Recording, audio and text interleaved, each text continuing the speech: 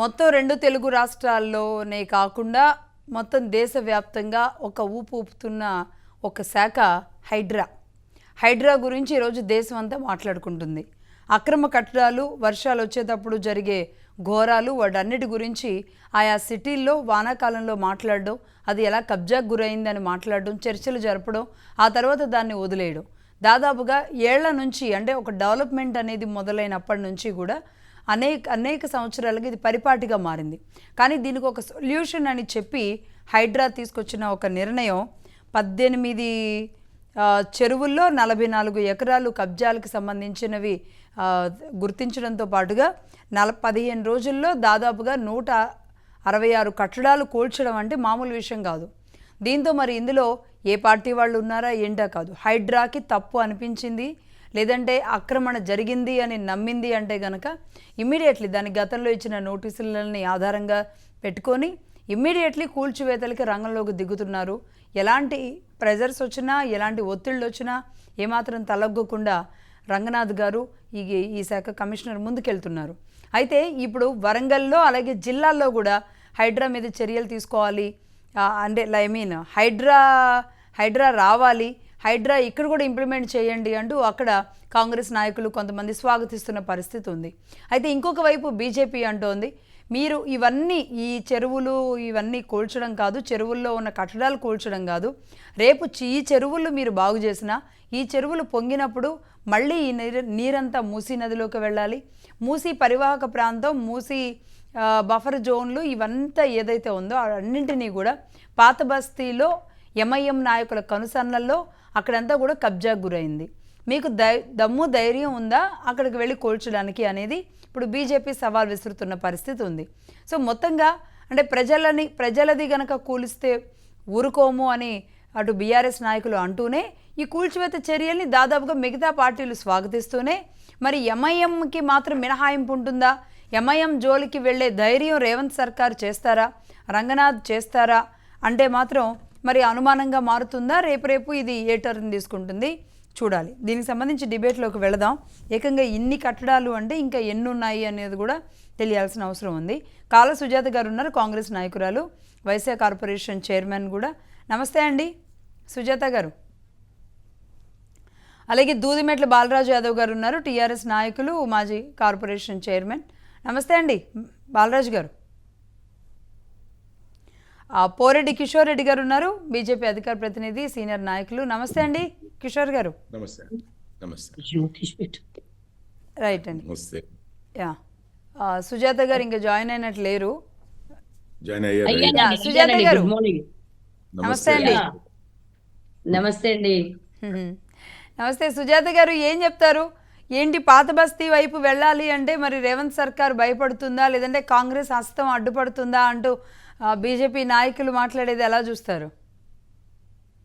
Good morning అండి, మహా news ప్రేక్షకులకి, మీకు తోటి పార్టిసిపెంట్స్ కూడా గుడ్ మార్నింగ్ అండి.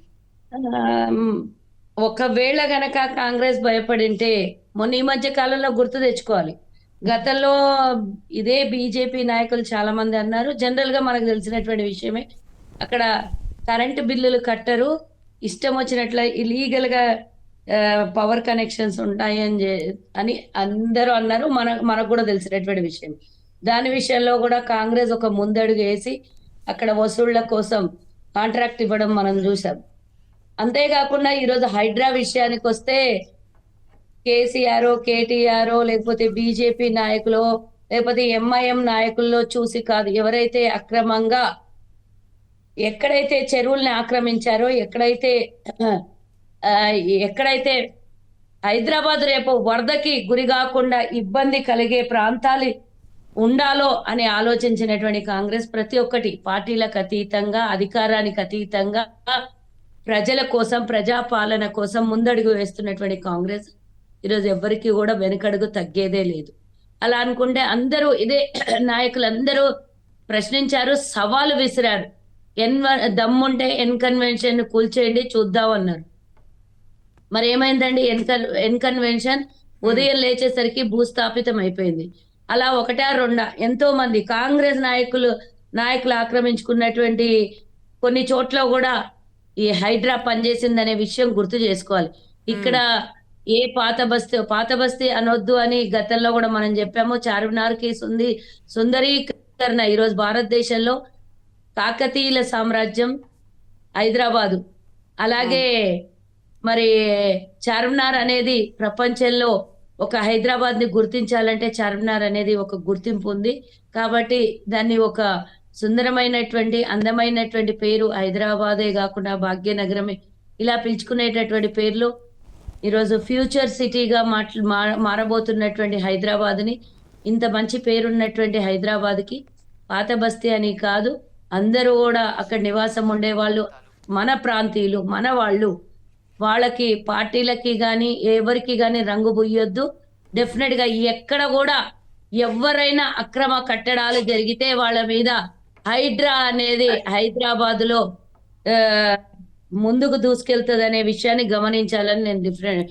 అంటే ఈరోజు ఆ- ఖచ్చితంగా అంటే ఇప్పటి వరకు పాత బస్తీలోని ఏ ఏ ఒక్క బిల్డింగ్ కోల్లేదు అనే వరకే బీజేపీ దీన్ని టార్గెట్ చేస్తుంది. బట్ అటువైపుగా కూడా అంటే ఇక్కడ నుంచి అక్కడికి యాక్షన్ మొదలైంది అంటే ఆ మాట్లాడే అవకాశం కూడా ఉండకపోవచ్చు. కిషోర్ రెడ్డి గారు మీరేమంటారు? ఒకటి అండి, హైడ్రా మొదలుపెట్టి సంవత్సరాలు నెలలు కాలేదండి, ఫ్యూ డేస్ అయింది. 15 రోజులు అంతే. ఎస్, ఆ 15 రోజుల్లోనే మొన్నటిదాకా రైతు రుణమాఫీలు ఏం అవ్వలేదు. అంతకు ముందు కాంగ్రెస్ ఇచ్చిన హామీలు ఏం అవ్వలేదు. అలా చెప్పుకుంటూనే పోతుంది, కాంగ్రెస్ చేస్తూనే పోతుంది. కాంగ్రెస్ ఎక్కడ కూడా వీళ్ళు అన్నారని చెప్పి భయపడో లేకపోతే దానికోసం భంగం కలిగినట్టు భయభ్రాంతులకు గురయ్యి వీళ్ళు ఇబ్బంది పెడుతున్నారనో ఏ పని ఆటంకం రానియకుండా తన పని తాను చేసుకుంటూ పోతుంది. అధికారులకు పూర్తిగా స్వేచ్ఛ ఇచ్చింది. అధికార యంత్రాంగం ఈరోజు తెలంగాణలో అధికారులు అధికారికంగానే పనిచేయాలి కానీ ఎవరికి తొత్తులుగా పనిచేయొద్దు అని మా ప్రభుత్వం గుర్తించి వాళ్ళకు పూర్తిగా స్వేచ్ఛనిచ్చింది. గత ప్రభుత్వంలో బ్యూరోక్రాట్ అంటే లెక్క చేయనటువంటి బీఆర్ఎస్ ప్రభుత్వం వాళ్ళని అసలు కనీసం కౌంట్లోకి తీసుకోకపోతుండే, వాళ్ళ అడ్వైజులు వినకపోతుండే, వాళ్ళని పట్టించుకోకపోతుండే. చెప్పినట్టు వినాలే, చెప్పులేసుకొని పోవాలి, చెప్పింది చెయ్యాలే తప్పించి వాళ్ళకి ఎక్కడ కూడా స్వేచ్ఛ లేదు. ఇది నేనన్న మాట కాదు, బ్యూరోక్రాట్ అన్నటువంటి మాటని. ఎందుకంటే నేను డెప్త్ గా లోపలికి వెళ్ళి సెక్రటేరియట్ లో కూర్చొని వాళ్ళ గురించి మాట్లాడింది కానీ వాళ్ళ గురించి చర్చించింది కానీ కాదు, తెలీదు. మేము అధికారంలోకి వచ్చాక వాళ్ళు గుసగుసలు మాట్లాడుకున్నప్పుడు బాధపడుతున్నటువంటి విషయాన్ని మేము గమనించి ఈరోజు మీ ముందు చెప్తున్నాను. గతంలో కూడా నేను చెప్పాను, ప్రభుత్వం రాగానే చెప్పాను, వాళ్లకు స్వేచ్ఛనిచ్చి పని చేసుకోవడానికి పనిని కలిగించినటువంటి ప్రభుత్వం ఇది. ఎందుకంటే వాళ్ళు చదువుకొని విద్యావంతులయ్యి ఈ రోజు రాష్ట్రానికి పార్టీలు అంటే ఈ రోజు వస్తాయి పోతాయి, ఏ పార్టీలు ఏ ప్రభుత్వాలు వచ్చినా కూడా వాళ్ళు రిటైర్డ్ అయ్యే వరకు వాళ్ళు ప్రభుత్వ ఉద్యోగులుగానే ఉంటారు కానీ ఎవరికి తొత్తులుగా పనిచేయొద్దని కాంగ్రెస్ ప్రభుత్వం వచ్చాక గానీ వాళ్ళకు ఆ స్వేచ్ఛ రాలేదని గుర్తుంచుకోవాలి ఈ సందర్భంగా. రైట్ అండి. కిషోర్ రెడ్డి గారు మీరేమంటారు? ముందుగా లక్ష్మి గారు మీకు, అట్లాగే కల్వ సుజాత గారికి, దూడిమెట్ల బాలరాజు యాదవ్ గారికి, మన మహా టీవీ ప్రేక్షకులందరికీ శుభోదయం అండి. Good morning. అట్లాగే కల్వ సుజాత గారికి కంగ్రాచులేషన్, శుభాకాంక్షలు అండి. అవును, కంగ్రాచులేషన్స్ అండి సుజాత గారు. చాలా రోజుల తర్వాత కలిసాము డిబేట్ లో, సో అందుకని ఇప్పుడే అవకాశం దొరికింది చెప్పడానికి. ఈరోజు ఇప్పుడే సుజాత గారు చెప్పినట్లుగా హైడ్రా గురించి అయితే, ఇప్పుడు హైదరాబాద్లో మీకు తెలుసు వర్షం వస్తే హైదరాబాదే ఒక చెరువులాగా మారిపోయే పరిస్థితి. ఎందుకనంటే మొత్తము అక్రమ కట్టడాలైనాయి, కబ్జాలకు గురైనాయి. ఏవి చెరువులు, నాలాలు, లేకపోతే ఈవెన్ మూసి నది ఇదే కానివ్వండి. ఇవన్నిటి వల్ల ఏమైంది, ఎక్కడ కూడా నీరు నిలిచే ఇది లేకుండా పోయింది, అవకాశం లేకుండా పోయింది.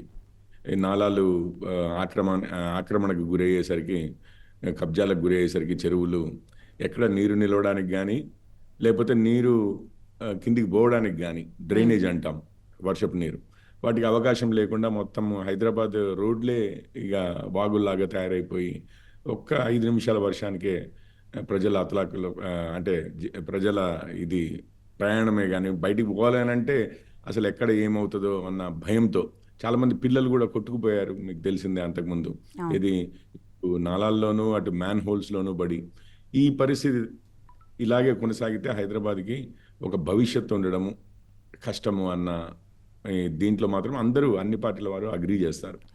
సో ఇప్పుడు ఈ కట్టడాలని క్లియర్ చేయకపోతే మనం భవిష్యత్తు లేదు అని అనుకున్నప్పుడు తప్పనిసరిగా దాని మీద యాక్షన్ ఉండవలసిందే. ఇప్పుడు హైడ్రా ఏదైతే ఉందో, హైదరాబాద్ డిజాస్టర్ రిలీఫ్ కి సంబంధించిన అండ్ డిజాస్టర్ రిలీఫ్ ఈ అసెట్ ప్రిజర్వేషన్ ఏజెన్సీ అన్నారు. సో ఆస్తుల పరిరక్షణ అండ్ ఏమైనా విపత్తులు వచ్చినప్పుడు రిలీఫ్ ఇవ్వడానికి. సో వారికి స్పెషల్గా అధికారాలు ఇచ్చి ఈ అక్రమ కట్టడాలు ఏవైతే ఉన్నాయో వాటిని క్లియర్ చేసే ప్రక్రియ మొదలైందంట. సో ఇందులో ఈరోజు మనం అనుకున్నాం, మీరు హైదరాబాద్ అంటే ఓల్డ్ సిటీ అని అంటారు. ఎందుకనంటే ముందు నుంచి ఉన్న సిటీ అని చెప్పి. అవును, ఆ ముందు నుంచి ఉన్న సిటీ అని కూడా అనొచ్చు, ఇంకా ఓల్డ్ గానే ఉంది అని కూడా అనొచ్చు. ఓల్డ్గా అయ్యింది అనేది ఓల్డ్గా ఒకప్పుడు. ఇప్పుడు నేను ఎప్పుడు అడుగుతుండేవాడిని జనాల్ని మీటింగ్లలో కింద, హైదరాబాద్ పాత బస్తీ అని ఏదైతే అంటామో అది ఎందుకు అట్లాగే పాతగానే ఉంది? ఏమైనా 400 సంవత్సరాల క్రితము కట్టబడ్డ కట్టడాలు చేయబట్టి మొత్తం సిటీని ఏమైనా ఆర్కియాలజికల్ సొసైటీ అదే ఉంటది కదా మనకి, ఆర్కియాలజీలో పురావస్తు శాఖ వాళ్ళు ఏమైనా మొత్తం సిటీనే ఏమాత్రం ఒక్క బిల్డింగ్ కూడా కదిలించద్దు, ఒక రోడ్డు కూడా వెడల్పు చేయొద్దు, ఒక్క దగ్గర తవ్వకాలు చేయొద్దు, ఏ బిల్డింగ్లు పడగొట్టకూడదు అని చెప్పి ఏమైనా ఆంక్షలు పెట్టారా అని చెప్పి అడుగుతుంటారు. లేకపోతే గోల్కొండను కాపాడుకున్నట్టుగా, చార్మినార్ గోల్కొండను కాపాడినట్టుగా మొత్తం ఓల్డ్ సిటీ మొత్తాన్ని పురావస్తు శాఖ వాళ్ళు ఏమన్నా ముట్టకూడదు అని చెప్పి మన ప్రభుత్వాలకు ఏమన్నా ఆదేశాలు జారీ చేశారా అన్నట్లుగా ఉంటుందండి. ఏది కూడా ఎక్కడ రోడ్ల వెడల్పు చేయడమే కానివ్వండి, మన మెట్రో లాంటివి అభివృద్ధి కార్యక్రమాలు మిగిలిన ప్రాంతాలకి మొత్తము హైదరాబాద్లో అంతటా చేరినా కూడా ఓల్డ్ సిటీకి మాత్రము ఏమాత్రము ఇట్లాంటి అభివృద్ధి కార్యక్రమాలు ఇవి చేరవు. సో ఎందుకనంటే అదే అంటున్నాను, ఎవరికి ముట్టుకునే ధైర్యం లేదు. మీకు తెలిసిందే, ఎంఐఎం గత 50 సంవత్సరాలు తీసుకోండి, 50 సంవత్సరాల్లో కూడా పాత బస్తీ మొత్తము ఎంఐఎం చేతిలోనే ఉంది. ఇటు కాంగ్రెస్ వారు అధికారంలోకి వచ్చినా ఈ రాష్ట్రంలో, టీడీపీ వారు అధికారంలోకి వచ్చినా, టీఆర్ఎస్ వారు అధికారంలోకి వచ్చినా, ఎవరు అధికారంలోకి వచ్చినా కానీ వారు ఏ పార్టీ అయితే అధికారంలో ఉంటుందో వారు ఆ పార్టీతో ఉంటారు ఆ సమయానికి. అండ్ ఓల్డ్ సిటీలో మాత్రం, పాత బస్తీలో మాత్రం ఇంకెవ్వరు అడుగుపెట్టడానికి లేదు, అది వాళ్ళ ఇలాఖా అన్న టైప్లో గత 50 సంవత్సరాల నుంచి చూస్తున్నాం ఎంఐఎం వారిది. ఇప్పుడు మీరు ఎంతైనా ఏమైనా ఎవరినైనా టచ్ చేయొచ్చేమో కానీ ఏ ప్రభుత్వం వచ్చినా, ప్రభుత్వాలు మారినా కూడా, ప్రజలు మార్చినా కూడా పాత బస్తీలో మాత్రము ఏ ప్రభుత్వము మారదు, అది ఓవైసీల ప్రభుత్వమే నడుస్తుంది. అక్కడ ఒక మెట్రో వెళ్ళదు, అక్కడ రోడ్డు వెళ్ళదు, ఏమి ఎంఎన్సీ కంపెనీ వెళ్ళదు, ఏది వెళ్ళదు, అది వాళ్ళ సామ్రాజ్యం. వాళ్ళు 15 నిమిషాలు ఇస్తే మేము అసలు మొత్తము రూపురేఖలే మారుస్తాము, జనాభా రూపురేఖలే మారుస్తామని చెప్పి మాట్లాడినా ఏ ప్రభుత్వానికి ధైర్యం ఉండదు వాళ్ళని అనడానికి. సో ఇప్పుడు ఏమంటున్నాము అని అంటే, అందులోటి నిన్న జన్మాష్టమి సందర్భంగా రేవంత్ రెడ్డి గారు మొన్న మాట్లాడుతూ భగవద్గీత, అదే శ్రీకృష్ణ భగవానుడు భగవద్గీత ఉపదేశించారు కదా. సో మన అదే ఎదురుగా అర్జునుడు ఎప్పుడైతే తన అన్నదమ్ములు, రైట్, తాతలు లేకపోతే కొడుకులు వీళ్ళందరూ ఉండేసరికి వీళ్ళపైన నేను యుద్ధం చేసేది అని చెప్పేసి, మన వాళ్ళు కదా అని చెప్పి సంశయిస్తుంటే భగవద్గీత ఉపదేశం చేస్తారు. మన తమ పర అనేది ఏమీ లేదు, నువ్వు కేవలము ధర్మం పాటించడమే నీ పని అని చెప్పి. ఇప్పుడు అదే విధంగా అసలు ఈ హైడ్రాది ఏదైతే పొలిటికల్ అవుతున్న సందర్భం ఉందో అదే చెప్తాను. ఇప్పుడు బయట వాళ్ళని ఎవరినో లేకపోతే చిన్న సైనికుల్ని చంపడమో కాదు అర్జునుడు చేసింది, తన వాళ్ళని, ఎంతో పవర్ఫుల్ వాళ్ళని ముందుగా అటాక్ చేయడం కదా జరిగింది. ఇప్పుడు కౌరవులే కానివ్వండి, భీష్మ పితామహుడే కానివ్వండి, ద్రోణాచార్యులే కానివ్వండి, వీళ్ళు పాండవులు అటాక్ చేయవలసింది, యుద్ధం చేయవలసింది వాళ్ళతో. అట్లాగే మోస్ట్ పవర్ఫుల్ అని అంటే, అండ్ మొదటగా ఇవన్నీ జరిగినవి కూడా, ఆక్రమణలు ఇట్లాంటివి జరిగినవి కూడా, ఆ సలకం చెరువుది చూస్తే మీకు తెలిసిపోతుంది. అసలు మధ్యలో ఒక ఏదో పూడ్చి, ఇది దుబాయ్లో ఉంటదండి, సముద్రాన్ని పూడ్చి అందులో పెద్ద టౌన్షిప్లే కట్టేశారు సముద్రం లోపలికి. ఆ రేంజ్ లో అసలు కరెక్ట్ గా చెరువు చుట్టూ ఉంటది, మధ్యలోకి ఏదో దారేసినట్టేసి ఇట్లా ఒక ఐలాండ్ లాగా క్రియేట్ చేశారు సల్కం చెరువులో. దాని మీద కట్టడాలే కట్టారు, ఎక్కడ అంత పెద్ద లెవెల్లో కట్టినవి కావవి ఇంకెక్కడ.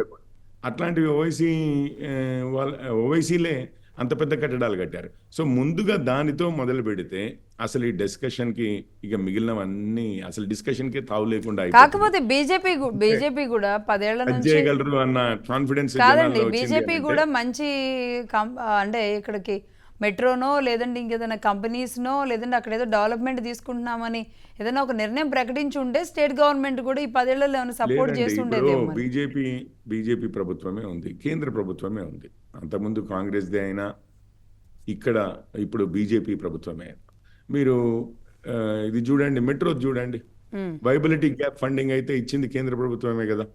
తర్వాత ఈవెన్ బీజేపీ ప్రభుత్వం ఉన్నప్పుడైనా కానీ మిగిలిన అన్ని ఇవి అవుతాయి, లైన్లు అవుతాయి, red line, green line, blue line అనుకుంటే అన్ని అవుతాయి. కానీ అది కేంద్రం ఆపింది ఏమి లేదండి. కేంద్రం ఎప్పుడు ఆపలేదు. ఇక్కడ మాత్రము మీ రాష్ట్ర ప్రభుత్వాలు ఏమి ప్లాన్లు వేస్తే సంబంధం ఏంటి, కేంద్ర ప్రభుత్వాలు ఎంత ఫండింగ్ చేస్తే సంబంధం ఏంటి? ఇది మా సామ్రాజ్యం కదా. మా దాంట్లో అసలు మీరెవరు? మా ప్రజలకు ఏం కావాలో మాకు తెలుసు. వాళ్ళతోటి కాదు మీరు మాట్లాడేది, మాతోటి మాట్లాడితే మేము చెప్తాము ఇది అవసరమా లేదా ప్రజలకి ఇక్కడ అని చెప్పి. సో మెట్రో మీరే ఓల్డ్ సిటీలో వేస్తారు అన్నట్లుగా ఆ సామ్రాజ్యం అధిపతులు మరి ఇన్ని దశాబ్ద కాలం పైగా ఆపేశారు కదా మెట్రో. ఇళ్ళ ప్రాంతాలన్నిటికీ వస్తుంది. సికింద్రాబాద్ బస్ స్టేషన్ అని ఇక్కడ రాదు. సో ఆ ఒక్కటిగిన చేయగలిగితే, నిజంగానే ఆ ఒక్కటికిన చేయగలిగితే దాని తర్వాత నేను చెప్పాను ఇప్పుడు భగవద్గీతలో తెలంగాణలో ఎవరి మీద యాక్షన్ తీసుకుంటే దాని తర్వాత కాంగ్రెస్ నాయకుల మీద తీసుకుంటే ఇంకా సరిపోయిందండి. అసలు ఎవరు అబ్జెక్ట్ చేయడానికి కూడా లేకుండా కాదు అంటే అక్కడ మరి బీజేపీ నాయకులు కాంగ్రెస్ కి జై కొడతారు తెలంగాణలో. ఇప్పుడు మంచి పనికి ఎవరైనా జై కొడతారండి. ఓకే, రైట్ అండి. బాలరాజు గారు అన్నిట్లలో పార్టీ అని ఉండదు. ఇప్పుడు ఒక్క నిమిషం అండి. ఇప్పుడు అన్నిట్లలో పార్టీ అని ఉండదు. ఇప్పుడు ప్రభుత్వాలు ఏవైనా మంచి పనులు చేసినప్పుడు ప్రజలకి ఆ నిర్ణయాన్ని తప్పనిసరిగా ఆ కార్యక్రమాన్ని ఆ నిర్ణయాన్ని తప్పనిసరిగా అందరూ అన్ని పార్టీల వారు కూడా మెచ్చుకుంటారు. అందులో తప్పేమీ లేదు. అవును, కానీ అది చేయడం అనేది ఆ లెవెల్లో చేయగలుగుతారా, చేస్తారా, లేకపోతే ఇది కేవలం ఉట్టిగా ఒక రాజకీయ పావులాగా వాడుతారు అన్నట్లుగా అనిపించే విధంగా పనులు చేస్తారా అనేది ముఖ్యమండి. అది వారు చేసిన తప్పనిసరిగా మద్దతు ఉంటుంది అందరి సైడ్ నుంచి. ఖచ్చితంగా. రైట్. బాలరాజు గారు మీరేమంటారు? ఇప్పుడు ఏ చెరువుని కదిలించినా, ఏ అక్రమ కట్టడాన్ని కదిలించినా సరే, గతంలో జరిగిన అవకతవకలతో పాటు ఈ 10 ఏళ్లలో కనీసం కాపాడలేకపోయారు. అది ఆ బురద అంతా కూడా ఒక రకంగా బీఆర్ఎస్ చుట్టుకుంటుంది. ఇది ఏకంగా ఇప్పుడు వరంగల్కి లేదంటే మిగతా జిల్లాలకు కూడా హైడ్రాన్ తీసుకురావాలని కోరేలాంటి పరిస్థితులు వచ్చాయంటే, జిల్లాల్లో కూడా ఇలాంటి ఆక్రమణలకి అనేక చెరువులు గురయ్యాయి అన్న అపనిందని లేదని పరిస్థితులను ఈరోజు బీఆర్ఎస్ మోయాల్సి వస్తుంది. ఏమంటారు మేడం? లక్ష్మి గారు, ముందుగా మీకు, అదేవిధంగా మహా న్యూస్ ప్రేక్షకులకి, ప్యానెల్ పెద్దలు బోరెడ్డి కిషోర్ రెడ్డి గారికి, అదేవిధంగా కాలువ సుజాత గారికి నమస్కారం. మేడం, హైదరాబాద్ ఈ రోజు ఏర్పడ్డది కాదు. బీఆర్ఎస్ పార్టీ 2001లో ఏర్పడ్డది. 2014 నుంచి 2024 వరకు మేము అధికారంలో 10 సంవత్సరాల అధికారంలో ఉన్నాం. మిగతా సమయం అంతా ఈ రాష్ట్రంలో కానీ ఉమ్మడి ఆంధ్రప్రదేశ్లో ఎవరు అధికారంలో ఉంటారు మేడం? సుమారు 1952 నుంచి జనరల్ ఎలక్షన్ జరిగితే 2024 వరకు అధికారంలో ఉన్నటువంటి వాళ్ళ లెక్కలు చూసుకుంటే ఒక 9 ఏళ్ళు చంద్రబాబు నాయుడు ఉన్నారు, ఒక 6 ఏళ్ళు ఎన్టీఆర్ గారు ఉన్నారు, ఒక 10 ఏళ్ళు కేసీఆర్ గారు ఉన్నారు. మిగతా సమయం అంతా అంటే సుమారు ఒక 25 ఏళ్ళు పోతే 1952 నుంచి 2024 వరకు ఒక 25 ఏళ్ళు మిగతా ముఖ్యమంత్రులు పోతే ఏలిందంతా కాంగ్రెస్ పార్టీ ముఖ్యమంత్రులేగా మేడం. కాంగ్రెస్ పార్టీ ముఖ్యమంత్రులు, కాంగ్రెస్ పార్టీ ప్రభుత్వాలు ఉన్నప్పుడు ఆక్రమణ జరగలేదన్నట్టు, ఇదేదో బీఆర్ఎస్ పార్టీ 10 ఏళ్ళు పెంచి పోషించినట్టు మాట్లాడుతూ ఏదైతే ఈ దీర్ఘాలు తీస్తా ఉన్నారో, ఈ ఆరోపణలు చేస్తా ఉన్నారో, ఈ అవాస్తవాలని చెప్పేసి అలా మహా న్యూస్ ద్వారా చెప్పదలుచుకున్నాం. ఓకే, మీరు హైడ్రా ఏర్పాటు చేశారు. హైడ్రా విధి విధానాలు ఖరారు చేయకుండా, హైడ్రా ఏం చేస్తుందని చెప్పకుండా, హైడ్రా యొక్క ఏదైతే టార్గెటెడ్ ఏరియా ఎక్కడి వరకు అని నిర్ధారించకుండా ఇష్టం వచ్చినట్టు మీరు కట్టడాలు కూల్చుకుంటూ పోతా ఉన్నామంటే, మరి సామాన్య ప్రజల కట్టడాలు కూలిస్తే బీఆర్ఎస్ పార్టీ నోరు మెదపొద్దా? నేను ఏమంటున్నంటే, ఓకే, మీరు ఏదైతే మీరు అక్రమ కట్టడాలు అంటున్నారో, ఈ అక్రమ కట్టడాలకు ఎవరు పర్మిషన్ ఇచ్చారు? ఏ ప్రభుత్వాలు ఈ రోజు మీరు ఏదైతే కూలుస్తా ఉన్నారో, ఏ అధికారులు అయితే ఇలా వాటర్ కనెక్షన్ ఇచ్చినారో, ఏ వాటర్ అయితే మున్సిపాలిటీ అధికారులు మున్సిపాలిటీ పర్మిషన్ ఇచ్చినారు, ఏ అధికారులు అయితే పవర్ పర్మిషన్ ఇచ్చినారు, ఏ అధికారులు అయితే మీరు డ్రైనేజ్ పర్మిషన్ ఇచ్చారు. ఏ అధికారులు అయితే అన్ని పర్మిషన్స్ ఇచ్చిన వాళ్ళు ఎవరైతే ఉన్నారు, ఈ టౌన్ ప్లానింగ్ అధికారులు కావచ్చు, మున్సిపల్ అధికారులు కావచ్చు, ఎలక్ట్రిసిటీ అధికారులు కావచ్చు, ఈ మిగతా ఏదైతే ఈ అధికారులందరూ రెవెన్యూ అధికారులు కావచ్చు, ఎన్ఓసీలు ఇచ్చిన కలెక్టర్లు కావచ్చు, ఎవరు వీళ్ళు? ప్రభుత్వాలు మారుతాయి, నాయకత్వం మారదు తప్ప అధికారులు అయితే మారరు కదా. వాళ్ళు ఒకసారి డ్యూటీకి ఎక్కిరంటే ఆ డ్యూటీ నుంచి సుమారు 30-35 ఏళ్ళు సర్వీస్ ఇస్తారు కదా. మరి ఎవరు ఈ యొక్క అక్రమ కట్టడాలకు పర్మిషన్ ఇచ్చింది ఎవరు? ఈ అక్రమ కట్టడాలకు అన్ని రకాలు వెళ్ళడానికి కారణం ఎవరు అని తేల్చాల్సిన అవసరం కూడా హైడ్రా మీద ఉంది కదా. మరి ఇవాళ వారినేమో పక్కన పెట్టేసి ఎవరైతే కింది చెరువులలో, ఇప్పుడు చెరువులలో ఇల్లు కట్టుకోవడం అక్రమమేం కాదనట్లే, అదేవిధంగా నాలాలు కబ్జా చేయడం అక్రమమేం కాదనట్లే. కానీ ఏదైతే ప్రభుత్వ స్థలాలలో, మేడం నేను ఇవాళ మహాన్యూస్ ద్వారా దృష్టి తీసుకొస్తా ఉన్నా, ప్రభుత్వ స్థలాలలోనే అప్పుడున్న అధికారులు, అక్కడున్న ప్రభుత్వాలు జారీ చేసిన కొన్ని పట్టాలు వాళ్ళకు మీరు ఉండండి అని చెప్పేసి 100 గజాలు, 120 గజాలు, 150 గజాలు అక్కడున్న పరిస్థితిని బట్టి ఆ ప్రభుత్వ స్థలాల్లో పట్టా భూములలో కొన్ని ఇచ్చినారు, కొన్ని ప్రభుత్వ స్థలాల్లో కూడా కొన్ని పేదలకు ఇల్లు ఇచ్చినారు. వాటిని కూడా కూలగొట్టుకుంటూ వస్తాం ఎట్లా? ఓకే, మీరు కూలగొడతా ఉన్నారు. కూలగొట్టే సమయంలో కనీసం ఆ పేదవాళ్ళకు ఒక నోటీస్ ఇవ్వాలి. ఆ నోటీస్ ఇచ్చిన తర్వాతకి వాళ్ళ యొక్క ఒపీనియన్ తీసుకోవాలి. ఒపీనియన్ తీసుకున్న తర్వాతకి తీసుకునే చర్యల పైన వాళ్ళకి ఎవరిని ఇవ్వాలి, ఎవరిచ్చిన తర్వాత వాళ్ళకి వెసులుబాటు ఇవ్వాలి కదా. ఊరికనే ఇప్పుడు నిన్న కూల్చినటువంటి చాలా కట్టడాల్లో మేము అన్ని బంగ్లాలు ఏం కనపడలే, పెద్ద పెద్ద అంతస్తులు ఏం కనపడలే, చిన్న నివాసం ఉంటున్నటువంటి కొన్ని ఫ్యామిలీస్, చాలా సంవత్సరాలు నివాసం ఉంటున్న ఫ్యామిలీస్ కూల్చినారు. కాబట్టి వీటి పట్ల బీఆర్ఎస్ పార్టీ ఆబ్జెక్ట్ చేస్తా ఉంది. రెండో అంశం మేడం, నేను అంటా ఉన్నాను, ఇంతకుముందు పోరెడ్డి కిషోర్ రెడ్డి గారు చెప్పారు, ఏమన్నారు వారు? ఇలా గీతానుసారమే పనిచేస్తా ఉన్నాం, శ్రీకృష్ణ భగవానుడు సాక్షిగా మేము తమ పర భేదం లేకుండా పనిచేస్తున్నామని మాట్లాడుతూ ఉన్నారు. ఇవాళ నేను మహాన్యూస్ ద్వారా నేను స్పష్టంగా చెప్తాను, లక్ష్మీ గారు మీరు సీనియర్ జర్నలిస్టు, మరి అనేక ఆధారాలను మీకు ఎవిడెన్సెస్ మీకు ఇస్తాము, వాటి పట్ల పోయి కూల్చి మీరు మాట్లాడితే మీరు కూడా అప్పుడు మేము ఒప్పుకుంటాం. మేడం నేను ఏమంటున్నట్టే, రంగారెడ్డి జిల్లా గండిపేట మండలం ఒట్టినాగులపల్లి విలేజ్, ఖాతా నెంబర్ 600089, సర్వే నెంబర్ 66/E/2, పట్టేదారు name A Revanth Reddy, father name Narasimha Reddy, general. ఈ విధంగా ఉన్నటువంటి ఇది మీ ఇప్పుడు ఒట్టినాగులపల్లిలో ఉన్నది, ఇది బఫర్ జోన్ లో ఉంది, FTL బఫర్ జోన్ లో ఉంది, నిషేధిత స్థలంలో ఉంది. దీన్ని కూలగొట్టండి ఫస్ట్. మీరు అన్నారు కదా తన పర భేదం లేదని మాట్లాడుతున్నాడు ముఖ్యమంత్రి గారు, ఫస్ట్ మీ దాన్ని కూలగొట్టుకురా అండి. ఎవరిది? రేవంత్ రెడ్డి గారు ముఖ్యమంత్రి గారిది ఒట్టినాగులపల్లిలో ఉంది. నేను డీటెయిల్స్ అని చెప్పినాను. ముఖ్యమంత్రి గారు ఇల్లు మీద దాడి చేయమని చెప్పండి. అదేవిధంగా మీతో అంటగాగుతున్న మంత్రుల ఇల్లు ఉన్నాయి ఇక్కడ, మీతో అంటగాగుతున్నటువంటి అనేక మంది ఎమ్మెల్యేల యొక్క, ఎంపీల యొక్క. ఒకసారి సుజాత గారిని అడుగుదాం. సుజాత గారు ఆయన సర్వే నెంబర్లతో సహా చెప్తున్నారు. నన్ను మాట్లాడించిన తర్వాత వారి టైం తీసుకోండి. నేనేమంటా లక్ష్మి గారు, ఇవాళ మీరేదో మొత్తం శుద్ధపూసలం అయినట్టు పక్కవాడే తప్పులు చేసినట్టు మాట్లాడితే కాదు ఇది. ఇవాళ మీరు చాలా మంది చాలా రకాలుగా ఇవాళ చర్చలు జరుగుతూ ఉన్నాయి. ఈ హైడ్రా అనేది అయితే ఏర్పడదో, ఈ హైడ్రా ఏర్పడ్డది జూలైలో ఏర్పడ్డది. ఆగస్టు 27వ తారీఖు రోజు. ఈ నెల రోజులలో మీరు 18 కట్టడాలు కూల్చినాం, 43 ఎకరాలు మేము ప్రభుత్వ స్థలాలు స్వాధీనం చేసుకున్నాం అంటే సంతోషం కాదను. కానీ ఈ హైడ్రా పేరుతోటి ఏదైతే డ్రామా నడుస్తా ఉందో, ఈ డ్రామాలో భాగంగా మరి అనేక వసూళ్ల కోసమే ఈ హైడ్రా ఏర్పాటు చేశారని చెప్పేసి ఇలా హర్యానా ఎలక్షన్ జరుగుతా ఉన్నాయి, ఢిల్లీ ఎలక్షన్ జరుగుతా ఉన్నాయి, మహారాష్ట్ర ఎలక్షన్ జరుగుతా ఉన్నాయి, కాశ్మీర్ ఎలక్షన్ జరుగుతా ఉన్నాయి. మరి ఈ ఎలక్షన్లలో రేపు ఛత్తీస్గఢ్ ఎలక్షన్ జరగబోతా ఉన్నాయి.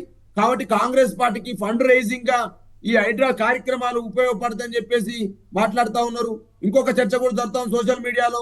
ఎన్కన్వర్షన్ వాళ్ళని 100 కోట్లు అడిగారట, వాళ్ళు 100 కోట్లు ఇవ్వకపోతే కూలగొట్టారని అంటున్నారు. నాగార్జున గారు కలవలేరట, అందుకనే వారు కూలగొట్టారని మాట్లాడుతూ ఉన్నారు. వీటిపైన కూడా మనం సమాధానం చెప్పాల్సిన బాధ్యత ప్రభుత్వాల మీద ఉంటది. మేము ఏమంటున్నామంటే, మీరు ఏదైతే చర్యలు తీసుకుంటారో, ఇప్పుడు రంగనాథ్ గారి యొక్క నేతృత్వంలో ఏర్పడిన హైడ్రా కానీ దాని విధి విధానాలు ఏదైతే నిర్ధారించాలి. ఫస్ట్ మీరు బౌండరీస్ చెప్పండి, ఎక్కడి వరకు దీని యొక్క ఉంటుంది. గతంలో కూడా అనేక జీవోలు వచ్చినాయి మేడం. 2012లో ఇదే కాంగ్రెస్ పార్టీ అధికారంలో ఉన్నప్పుడు 168 జీవో తీసుకొచ్చారు. అంతకంటే ముందు 752 జీవో తీసుకొచ్చారు. 1989లో 55 జీవో తీసుకొచ్చారు. అనేక జీవోలు వచ్చాయి, అనేక నిపుణుల కమిటీలు వచ్చినవి. వాస్తవానికి అప్పుడు హైదరాబాద్ పరిసర ప్రాంతాల్లో తాగునీరు అవసరాల కోసం ఏర్పడినటువంటి ఏదైతే ఉస్మాన్ సాగర్, హిమాయత్ సాగర్ ఏదైతుందో, ఆ ఉస్మాన్ సాగర్, హిమాయత్ సాగర్ ని కాపాడడం కోసం అనేక జీవోలు, అనేక కమిటీలు, నివేదికలు వచ్చినవి. వాటి ప్రకారం ఆ జీవోలు వచ్చినవి. ఇవాళ కొత్తగా ఈ జీవో తీసుకొచ్చినారు, హైడ్రాని తీసుకొచ్చినారు 99 ప్రకారం.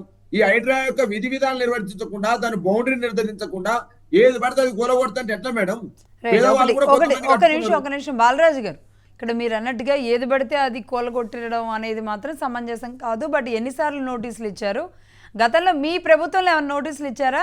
ఇప్పుడు ఇచ్చిన నోటీసులు అనుకుంటున్నారా? మీరు ఏమైనా నోటీసులు ఇచ్చారా గతంలో? మేడం మేము అప్పుడు 111 జీవో తీసుకొచ్చినాము. హ్మ్. ఆ 111 జీవో ఉంది గతంలో. ఆ 111 జీవో విధి విధానాలు ఏందో తెలుసు. ఏమంటే మేడం, పేదవాడికి నష్టం జరగకూడదు మేడం. ఎవడైతే నేను కబ్జాదారులు అదే అనట్లేదు. ఉందో మీరు ఈరోజు హైదరాబాద్ డెవలప్ అవడానికి కేటీఆర్ గారు మార్క్ ఉందని, ఆయన కంపెనీలు తీసుకొచ్చారని, హైదరాబాద్ని మొత్తం ఆయనే ఇక్కడ లీడర్షిప్ అంతా కూడా ఆయనే చూసుకున్నారు. ఈవెన్ పొలిటికల్ కానివ్వండి, గవర్నెన్స్ కానివ్వండి అనేది ఒక మార్క్ ఉంది. అది కేటీఆర్ గారు వల్లే హైదరాబాద్ ఇంత డెవలప్ అయింది అనేది కూడా మీరు చెప్పారు. కోకాపేట భూములు పెరిగింది అందుకే అన్నారు. అలాగే ఇక్కడ బీఆర్ఎస్కి ఇన్ని సీట్లు రావడానికి కూడా మొత్తం కేటీఆర్ గారే బాధ్యత తీసుకున్నారన్నారు. But at the same time ఈ వరదలని కంట్రోల్ చేయడంలో ఎందుకు కేటీఆర్ గారు బాధ్యత తీసుకోలేదు? ఫస్ట్ దానికి సమాధానం తర్వాత కదా బీఆర్ఎస్ పార్టీకి ఈ క్వశ్చన్స్ కూడా ఉంటాయి. ఇప్పుడు మేడం, ఈ యొక్క హైదరాబాద్ చుట్టూ పరిధిల ప్రాంతాల్లో సుమారు రంగారెడ్డి గాని, సంగారెడ్డి గాని, నల్గొండ, యాదాద్రి గాని, మరియు ఈ పరిసర ప్రాంతాల్లో ఉన్నటువంటి మేడ్చల్, ఈ చుట్టూ పరిసర ప్రాంతాల్లో, మెదక్, ఈ పరిసర ప్రాంతాల్లో 5,352 పైచిలుకు చెరువులు హైదరాబాద్ ప్రాంతంలో ఉన్నాయి. సుమారు రంగారెడ్డి, హైదరాబాద్ కలుపుకుంటే 1,050 చెరువుల దాకా ఉండే. మరి ఇలా అన్ని చెరువులు కాలగర్భంలో కలిసిపోయినాయి, ఆక్రమణకు గురైనాయి. కాబట్టి పదేళ్లలో ఒక్క చెరువు మీద కూడా బిల్డింగ్ కట్టలేదు అంటారా? కొంచెం టైం ఇచ్చి చెప్తాను. ఆక్రమణకు గురైనాయి. ఆక్రమణకు గురైన చెరువుల్ని మిషన్ కాకతీయ పేరుతోటి కావచ్చు, అదేవిధంగా చెరువుల సుందరీకరణ పేరుతోటి కావచ్చు. ఎందుకంటే వాస్తవానికి తెలంగాణ ప్రాంతంలో గొలుసుకట్టు చెరువుల యొక్క పారుదల విధానం ఉండే మేడం. ఆ గొలుసుకట్టు చెరువుల పారుదల విధానంలో అక్కడ ఉన్నటువంటి వ్యవసాయ భూములకు ఉపయోగపడేది, తాగునీటి అవసరాలకు ఉపయోగపడేది. తదనంతరం సిటీ డెవలప్ అయ్యే కాలంలో అన్ని రకాల ఆక్రమణకు గురైన మాట వాస్తవం, ఎవరైనా ఒప్పుకోవాల్సిందే. అదే బీఆర్ఎస్ పార్టీ ఉన్నది 10 ఏళ్ళు, గతంలో ఎన్ని ప్రభుత్వాలు లేవు, ఎన్ని లేవు అనేది అంశాన్ని చెప్తా ఉన్నాం. మేము మొదటగా వచ్చిన తర్వాత ఏం చేసినామంటే మేడం, ఈ చెరువుల సుందరీకరణ మీద దృష్టి పెట్టి అసలు కబ్జా గురైతున్న చెరువుల్ని కాపాడే ప్రయత్నంలో భాగంగా కొన్ని ట్యాంక్ బండ్స్ గానీ, చెట్లు పెంపకం గానీ, ఆ చుట్టూ బౌండరీస్ నిర్ణయించడం గానీ, ఇవన్నీ కూడా కొన్ని చేశాం. మీరు కుకట్పల్లి చెరువు దగ్గర పోయి చూసిరండి, లేకపోతే సరూర్ నగర్ చెరువు దగ్గర పోయి చూసిరండి. అదే విధంగా మీరు ఎక్కడ ఏ ప్రాంతంలో చెరువున్న మిషన్ కాకతీయ పేరుతోటి, చెరువుల సుందరీకరణ పేరుతోటి హైదరాబాద్ పరిసర ప్రాంతంలో ఎన్ని చెరువులను కాపాడడం అనేది మీకు పోయి చూస్తే తెలియదు. రిపోర్ట్, గ్రౌండ్ రిపోర్ట్కి వెళ్ళండి. కానీ మేము వాటిని కబ్జా గురి కాకుండా చేశాం. కానీ తదనంతరం ఏదైతే మీరు తీసుకొస్తున్న చర్యల పట్ల మేము కూడా స్వాగతం పలుకుతున్న బీఆర్ఎస్ పార్టీ కాదంట్లే. కానీ వాటికి విధి విధానాలు ఉండాలనేదే మా యొక్క ఉద్దేశం. రైట్ అండి. సుజాత గారు, లక్ష్మి గారు, ఒకటి మీరు నోటీసులు ఇవ్వకుండా పేదవాళ్ళకి కూలుస్తున్నారనేది ఆయన ఆరోపణ. రెండోది రేవంత్ రెడ్డి గారి ఇల్లు ఉంది, అది కూలుస్తారా అనేది. అలాగే కిషోర్ రెడ్డి గారు అడుగుతున్నట్టుగా బఫర్ జోన్ విషయంలో సల్కం చెరువు ఏదైతే ఉందో దాని విషయంలో మీరు ఎలా ముందుకెళ్ళబోతున్నారు? లక్ష్మి గారు, ఇందాకనే చెప్పాను, ఫస్ట్ మాట్లాడినప్పుడే ఈ హైడ్రా అనేది మొదలుపెట్టి 15 సంవత్సరాలు 15 నెలలు కాలేదు, 150 రోజులు కూడా కాలేదు. జస్ట్ 15 to 20 days అయ్యింది. ఈ 20 days లో ఎంతమందికి నోటీసులు వెళ్ళాయో ఒక్కసారి తమ్ముడికి గుర్తు చేసుకోవాల్సినటువంటి అవసరం ఉన్నది. 1 by 1 నోటీసులు ఇస్తారు, కూల్ చేస్తారు. నోటీసులు ఇవ్వకుండా ఎట్టి పరిస్థితుల్లో కూల్ చేసినటువంటి దాఖలాలు లేవు.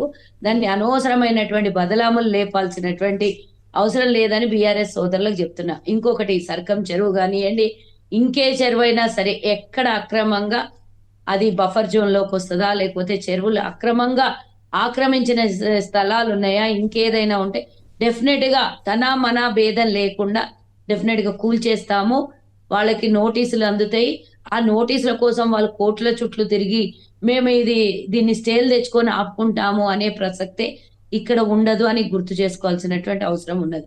ఒకటి, ఇందాక బీజేపీ సోదరులు అన్నట్టుగా మనం మెట్రో రైలు కట్టాలి అనుకున్నప్పుడు గత ప్రభుత్వం, అంతకు ముందు కాంగ్రెస్ ప్రభుత్వం ఉన్నప్పుడు హైదరాబాద్ లో మెట్రో రైలు వస్తుంది అని అంటే రక్తం ఏరులై పారుతుంది అన్నటువంటి కేసీఆర్ స్పీచ్లు మనం విన్నాం. మెట్రో రైలు గతంలో కేసీఆర్ 10 ఏళ్ళు ఉన్నాడు, ఎన్నో చోట్ల నేను అజ్జేస్తా, శంషాబాద్ వరకు మెట్రో రైలు వేస్తా అన్నాడు. కానీ జానడు దూరం ఉన్నటువంటి ఓల్డ్ సిటీకి, మనం చెప్పుకునేటటువంటి ఓల్డ్ సిటీకి మెట్రో రైలు వేస్తానని ఒక్కరోజు కూడా మాట్లాడలేదు. ఇప్పుడు కాంగ్రెస్ ప్రభుత్వం రాగానే ఆ ఇనిషియేటివ్ తీసుకుంది.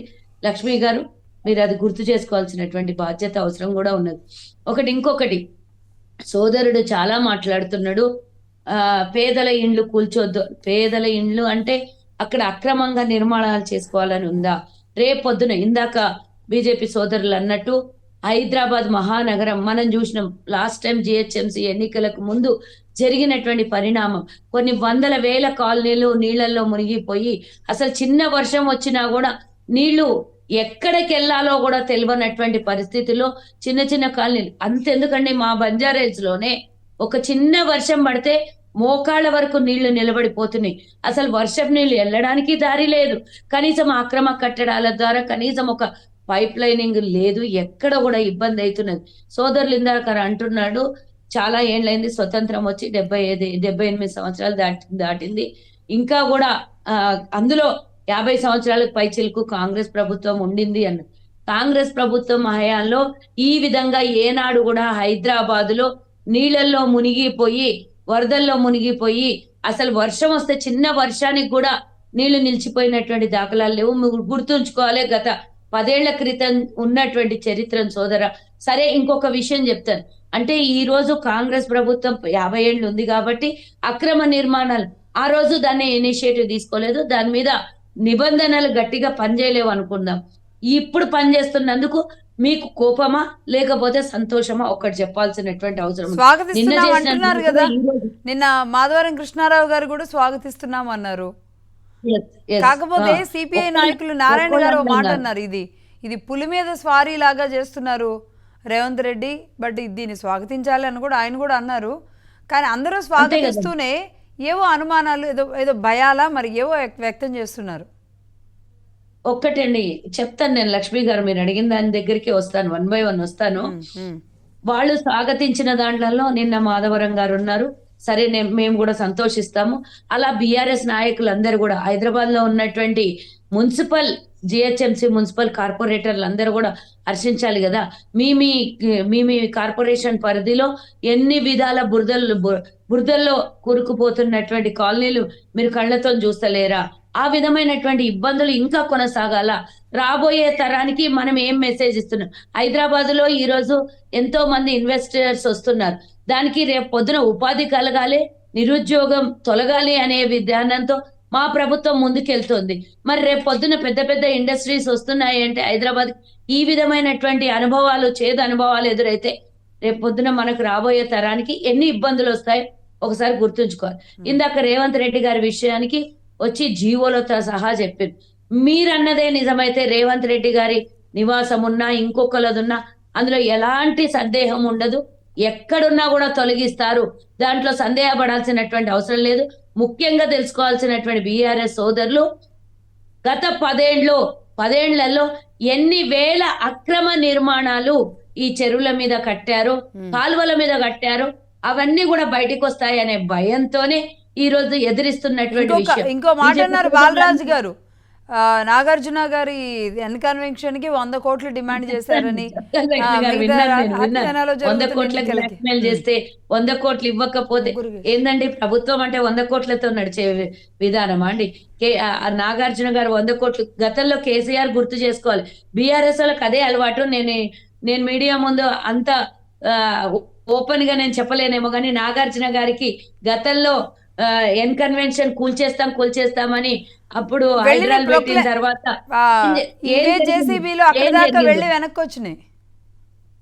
ఏం జరిగిందో, ఎందుకు ఆపేయబడిందో ఒక్కసారి గుర్తు చేసుకోవాలి. తాదన్నే మందు తలదన్నేవాడు ఉన్నాడు. నేను ఒకరికి వేలెట్టి చూపిస్తే నా ఈపు నాకు కనబడట్లేదు అనే చరిత్ర బీఆర్ఎస్ లో ఉంది. అందరూ బీఆర్ఎస్ చరిత్ర లాగానే ఉంటారు అనుకోవడం ఈ రోజు అవివేకము అని అంటున్నా. ఎవరు అడ్డం వచ్చినా ఈ రోజు ఒక్కటండి, అడ్డం రావడం కాదు, ఇది ఒక మంచి కార్యము. ఈ కార్యానికి ఎవరు అడ్డు తలగొద్దు. ఇంకా కావాల్సి వస్తే సలహాలు సూచనలు ఇవ్వండి తప్ప దీన్ని అడ్డు తలిగి కాంగ్రెస్ చేస్తున్న తప్పు, డబ్బులకు బ్లాక్మెయిల్ డబ్బులు ఇస్తేనేమో సరే, డబ్బులు ఇవ్వకపోతే కూల్చేస్తోంది. 100 కోట్లకు 1000 కోట్ల ఆస్తుల్ని కూల్చేస్తే ఊరుకునేటంత పిచ్చోళ్ళు ఎవరు ఉండరండి. ఇది గమనించాల్సినటువంటి అవసరం. దాన్ని టచ్ చేసిన తర్వాత ఏం జరిగిందో, ఎవరు ములాఖాత్ అయ్యి వసూలు చేసుకున్నారో అందరికీ తెలిసినటువంటి విషయమే. చిన్న పిల్లలు, మా ఇంట్లో ఉన్న నా మనవడు కూడా 5 ఏళ్ల మనవడు కూడా చెప్తాడు గతంలో కన్వెన్షన్ విషయంలో ఏం జరిగిందో. ఇవన్నీ కాదు, ఈ రోజు వాళ్ళు స్వాగతిస్తున్నారా లేదా, ఇది మేము రేపు పొద్దున రాబోయే తరాలకు అందరు సహకరించాలని మేము కోరుతున్నాము. ఎక్కడ అక్రమ కట్టడాలున్నా తొలగించాలని కోరుతున్నాము. దానికి వీళ్ళందరూ సహకరిస్తారా లేదా తెలపాల్సినటువంటి అవసరం ఉంది. ఒక్క విషయం, రైట్. గత ప్రభుత్వము నాకు సొంతంగా తెలిసినటువంటి విషయం, ఉప్పల్లో బగాయత్ ఉందండి. ఆ బగాయత్ లో మూసీ కాలువ పారుతుంది. ఆ కాలువను కూడా పూర్తి స్థాయిలో కూల్చేసి ప్రభుత్వం చేసిన తప్పిదం, డైరెక్ట్ తప్పిదం నేను చెప్తున్నాను.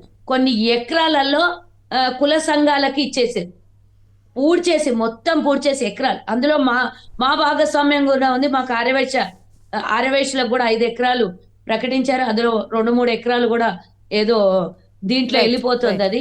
కానీ కాలువల్ని, మురికి కాలువల్ని కూడా, మూసి కాలువల్ని కూడా మూసేసి పూడ్చేసి ఎకరాలు పూడ్చేసి ఇచ్చేసినటువంటి దాఖలాలు మీది కాదు. ఎందుకంటే నేనే లైవ్ ఎవిడెన్స్. నేను మీరు సమాధానం చెప్పండి, ఒక్క నిమిషం ఆగండి. చేసిందని చెప్తున్నా. ప్రభుత్వమే డైరెక్ట్ గా పూడ్చేసింది. అక్రమాలు వేరే, అక్రమ నిర్మాణాలు వేరే. డైరెక్ట్ గా పూడ్చేసి దాన్ని లెవెల్ చేసేసి నేలమట్టం చేసింది. రేపు పొద్దున అక్కడ, ఇప్పుడు మనకు తెలియదండి, ఉప్పల్లో గాని అక్కడ సైడ్ ఎల్బీ నగర్ లో గాని పూర్తిగా వరద నీరు ఏ విధంగా ఇబ్బంది పెడుతుందో, కాలనీలు మునిగిపోతున్నటువంటి దాఖలాలు మన కళ్ళకు కనబడట్లేదా? వీరు మళ్ళీ సోద్యం చెప్తారు. వీరు చెప్పినటువంటి మాటలు ఈ రోజు ప్రభుత్వం వినాలి. వీళ్ళు చెప్పినట్టు అంటే వీళ్ళేంది, మేము కూడా డబ్బులు ఇచ్చుకుంటాము. నాగార్జున విషయంలో ఏ విధంగా అయితే మీరు 100 కోట్లు అడిగారో ఇవ్వలేనందుకు వాళ్ళది కూల్చేశారు. రేపు పొద్దున మా కట్టడాలకు కూడా మేము డబ్బులు ఇచ్చేస్తాం, మా కట్టడాలు కూడా కూల్చేయొద్దు అనే వైఖరినా వీళ్ళది? ఏ విధమైనటువంటి మాటలు మాట్లాడుతున్నారో ఒక్కసారి వీళ్ళు మాట్లాడినటువంటి మాటల్ని గమనించాలని నేను ఈరోజు మీ మీడియా ఛానల్ ద్వారా మహా న్యూస్ ద్వారా ఈ డిబేట్ లో బాలరాజు గారికి సుజాత గారు అన్నట్టుగా ఏంటి మేము రెడీగా ఉన్నాం ఇవ్వడానికి, కోల్చొద్దు అని చెప్పడానికి ఇది చేస్తున్నారా? ఎస్, నేను మాట్లాడతానండి లక్ష్మి గారు. అంటే ఆయన చెప్పనివ్వండి, పాయింట్ టు పాయింట్ మాట్లాడతాం. కిషోర్ గారు మాట్లాడతారు. లక్ష్మి గారు ఓకే, చర్చ మంచిది పెట్టారు. ఆ చర్చ సమాజానికి వెళ్ళాలి, పౌర సమాజానికి ఉపయోగపడాలి, హైదరాబాద్ అభివృద్ధికి బాటలు వేయాలి ఈ చర్చ అనేది నేను భావిస్తా ఉన్నా. ఇలా కాంగ్రెస్ పార్టీ తీసుకున్న నిర్ణయం పట్ల గాని, కాంగ్రెస్ పార్టీ ఆక్రమణదారులను భరతం పట్టే విషయంలో గాని మాకు ఎటువంటి అనుమానాలు, బేసిజాల గురించి మేము మాట్లాడతలే.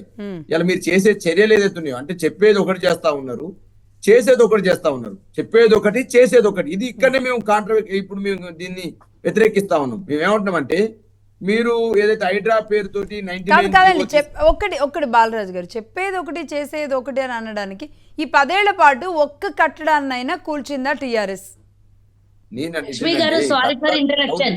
కూల్చడం వేరు, ఎన్ని అక్రమ నిర్మాణానికి ప్రభుత్వం సహకరించింది అది చెప్పాల్సిన. మేడం నేనేమంటే, ప్రభుత్వాలు అనేవి కూల్చడానికో కాల్చడానికో ఏర్పడమమ్మా, ప్రజల యొక్క సమస్యలు తీర్చడానికి ఏర్పడతాయి. అది మంచి పద్ధతే, కూల్చడానికి కాల్చడానికి అయితే ప్రభుత్వాలు ఉండకూడదు. కనీసం సమస్యలు వరదలు వచ్చినప్పుడు ముంచడానికి కూడా ఉండకూడదుగా.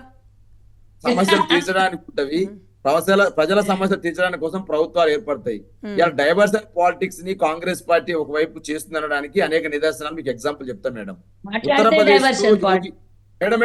ఉత్తరప్రదేశ్ లో యోగి సర్కార్ చేస్తున్నటువంటి ఏదైతే అక్రమ కట్టడాలు కూల్చివేత పట్ల ప్రియాంక గాంధీ గారు ఏం మాట్లాడారు మీరు అనేక సోషల్ మీడియా ఛానళ్ళు, యూట్యూబ్ ఛానళ్ళు, కాంగ్రెస్ పార్టీ ఛానళ్ళు చూడండి. మీరు అక్కడ బుల్డోజర్ ప్రభుత్వం నడుస్తా ఉంది.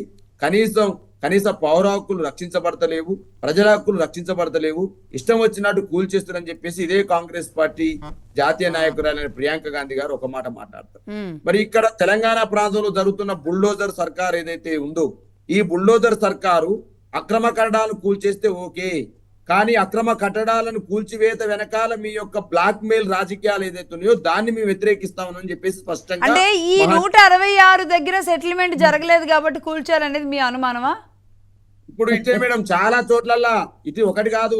మహారాష్ట్ర ఎలక్షన్ల కోసం, ఇవాళ కాశ్మీర్ ఎలక్షన్ల కోసం, రేపు జరగబోయే ఢిల్లీ ఎలక్షన్ల కోసం, హర్యానా ఎలక్షన్ల కోసం దందా లేపారు. ఇది చాలా పెద్ద అపవాదండి. మాధవరం కృష్ణారావు గారు బీజేపీ కూడా ఎన్నికల కోసం హైదరాబాద్ లో కూల్చడం అనే మాటని తీసుకొని వచ్చి మీరు అంటున్నారు కదా, పొంగులేటి గారి ఫామ్ హౌస్ ఎక్కడుందో మీకు తెలుసు, రేవంత్ రెడ్డి గారి ఫామ్ హౌస్ ఎక్కడ ఉందో తెలుసు, మీ మంత్రులు మీ ఎంపీలుగా పనిచేసిన వాళ్ళు ఫామ్ హౌస్ ఎక్కడ ఉందో తెలుసు. ఫస్ట్ మీరు అన్నారు కదా తన పర భేదం లేదని చెప్పేసి ముఖ్యమంత్రి గారు మాట్లాడుతూ ఉన్నారు కదా, గీతోపదేశాన్ని చేస్తా ఉన్నారు కదా, ఫస్ట్ మీ ఎంపీ ఎమ్మెల్యేల కూలగొట్టండి. మీరు కూల్చిన 18 కట్టడాలలో రత్నాకర్ రాదని చెప్పేసి బీఆర్ఎస్ పార్టీ నాయకుడు ఉంటది. మీరు ఇచ్చినటువంటి నోటీసులలో పల్ల రాజరెడ్డి ఉంటది, మల్లారెడ్డిది ఉంటది. మరి మీ ఎమ్మెల్సీలే లేవా? మీ ఎంపీలుగా పనిచేస్తున్న వాళ్ళే లేవా? మీ మంత్రులుగా పనిచేస్తున్న వాళ్ళే లేవా? ఒక్కరికైనా నోటీస్ ఇచ్చారా మీరు? ఒక్కరికైనా నోటీస్ ఇచ్చారా చెప్పండి మీరు. మేడం లక్ష్మి గారు, ఒక్కరికైనా నోటీస్ ఇచ్చారా? చూపెడతాను మేడం, ఈ ఆధారాలన్నీ చూపెడుతున్నాను. మీరు ఇచ్చిన ఎవరికైనా చెప్పండి. మీరు మీ కౌగిలింతలు పెట్టుకున్నటువంటి మీ మంత్రి గారితో ముఖ్యమంత్రి ఆ మంత్రి గారికి నోటీస్ ఇచ్చారా మీరు? నేను చూపెడుతున్నాను, మార్క్ కూడా చేసి చూపెడుతున్నాము. నేనేమంటున్నానంటే మీరు సుధపూస లెక్క మాట్లాడే ప్రయత్నం చేయకండి. కాంగ్రెస్ పార్టీ వాళ్ళు ఫస్ట్ మీ మీద దాడి చేసుకొని